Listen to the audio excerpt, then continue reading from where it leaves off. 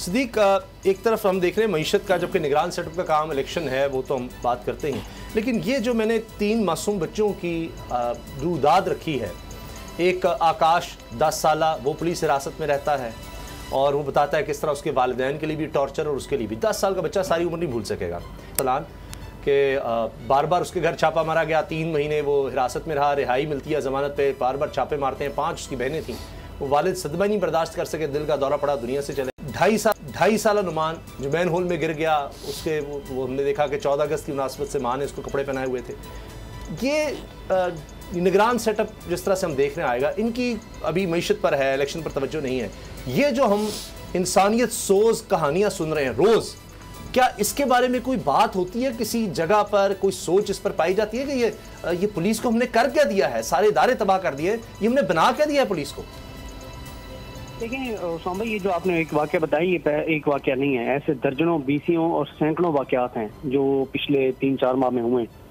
लेकिन मसला ये है कि जहाँ पे आपके चीफ जस्टिस पाकिस्तान कहें कि बस अल्लाह से दुआ करें और वो जो है वो सख्त फैसले देने की बजाय या इंसानी हकूकी मामलियों को रोकने की बजाय, लोगों को जो फंडामेंटल राइट्स हैं उनको यकीनी बनाने की बजाय ये कहें कि आप अल्लाह से दुआ करें, और जहाँ पे आपके हाई कोर्ट के जजेस बैठ कर कहें कि आप जाके प्रेस कॉन्फ्रेंस कर दें तो आप बाहर आ जाएंगे, या वो भी बेबसी का इजहार करें और कभी वो आंसू बहाने लग जाएं, कभी उनकी आंखें नम हो जाएं, अश्कबार हो जाएं वो, तो वहाँ पे फिर आप मुझे बताएं ना कि वहाँ पे फिर पुलिस को कौन पूछने वाला है,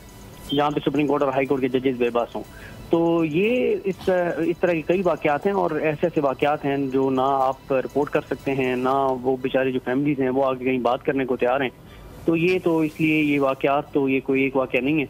ऐसे ऐसे लोगों को उठाया गया जिनका किसी भी मामले से कोई ताल्लुक नहीं था, लेकिन वो आज बेचारे पड़े हुए हैं और कोई पुरसाने हाल नहीं है, कोई पता नहीं है कौन कहाँ पे है। तो बाकी जहाँ तक आपने बात की निगरान सेटअप की,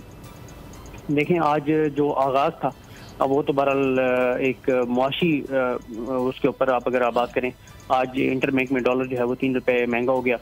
तो ये तो कोई अच्छा साइन नहीं है, क्योंकि पाकिस्तान के तमाम मामलात इस वक्त पाकिस्तान की मईशत के गिर्द घूम रहे हैं। एक तरफ हम चाह रहे हैं कि बैरूनी इन्वेस्टमेंट आए, जिसके लिए काफ़ी संजीदगी से काम हो रहा है, SIFC और ये सारी चीज़ें। दूसरी तरफ रेमिटेंसेस कम होते चले जा रहे हैं,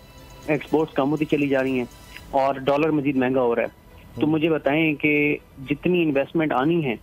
अगर वो सारी इन्वेस्टमेंट भी इन्हीं चक्रों में निकल जानी है कि हमारी जो रेमिटेंसेस कम हो रहे हैं और सारी चीज़ें, और रेमिटेंसेस इसलिए कम हो रहे हैं कि सर जो इंटरबैंक और ओपन मार्केट में 25 से 30 रुपए का फ़र्क है। ये जो टीवी पे हम और आप खबरें चलाते हैं ना, ये सब गलत खबरें हैं कि जी ओपन मार्केट में 302 रुपए का है डॉलर। वो आपको पता है ना कि सागडार साहब ने 1-2 ऐसे काम किए थे जिसके बाद हमारे सहाफ़ी भी सारे ट्वीट्स करने लगे थे, और चैनलों को तो कहा गया था कि ये आपने लाइनें चलानी है।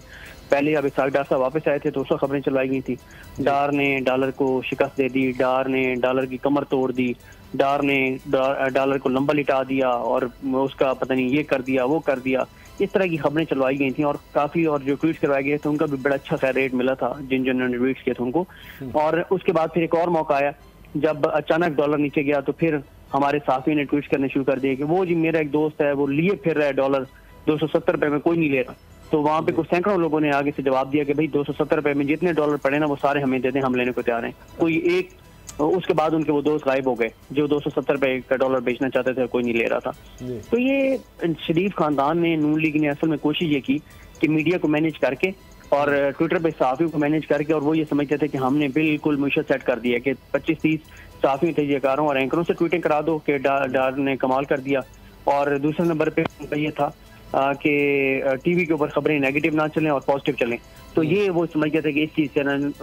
मईशत जो है वो ठीक हो गई है। तो अगर उनका ये पैटर्न था तो बस ठीक है, फिर वो अपनी तरफ से कामयाब हो गए। लेकिन ये मैं आपको बता दूं, एक और नया बयानिया उसामा साहब चल पड़ा है। वो हमारे कुछ सहाफ़ियों ने आजकल ये बयानिया बनाना शुरू कर दिया है कि अब जी वो शरीफ खानदान तो जा चुका है, तो अब जो मईशत के हवाले से नेगेटिव खबरें आएंगी तो वो निगरान सेटअप जिम्मेदार होगा। जो करके गए हैं सागदार और ये जो कुछ करके गए हैं, ये अगले 5 साल भी चीज़ें कंट्रोल नहीं होनी, या जो कुछ ये पाकिस्तान की मईशत के साथ तबाही और बर्बादी करके गए हैं। तो जो आज अगर पेट्रोल की कीमत बढ़ेगी, डीजल की कीमत बढ़ेगी, जो मुआशी तौर पे झटके इस मुल्क को मिलेंगे, उस सब की जिम्मेदारी शरीफ खानदान और ये PDM की हुकूमत होगी जो कुछ ये तबाही और बर्बादी करके गए हैं। क्योंकि जब इनको ये मुल्क मिला था, जब इनको ये मुल्क दिया गया था, जब इनको ये मुसल्लत किया गया था, उस वक्त पाकिस्तान की मईशत इंतहाई नाजुक हालात में थी, और इन्होंने 16 माह तक मईशत को तो देखा ही नहीं। ये तो 16 माह अपने मामला को देखते रहे, अपनी करप्शन और लूट मार, NRO और इन चीजों को देखते रहे 16 माह तक। आप मुझे बताएं ना, अगर एक मरीज ICU में पड़ा हो और डॉक्टर और सारा स्टाफ छोड़ के उस मरीज को ICU में छोड़ के चला जाए, तो क्या होगा उस मरीज के साथ जो पहले ही ICU में पड़ा है, जहां पे उसको एक एक पल, एक एक सेकंड उसको केयर की जरूरत है।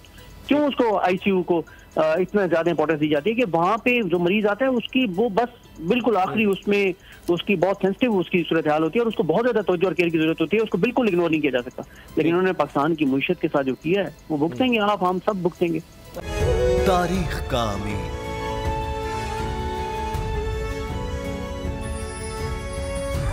आजादी की अलामत,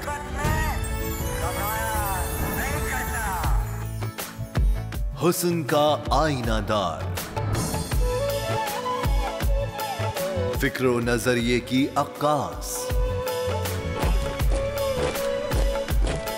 सरफराजी का गवाह, यानी हम सबका निगहबान पाकिस्तान।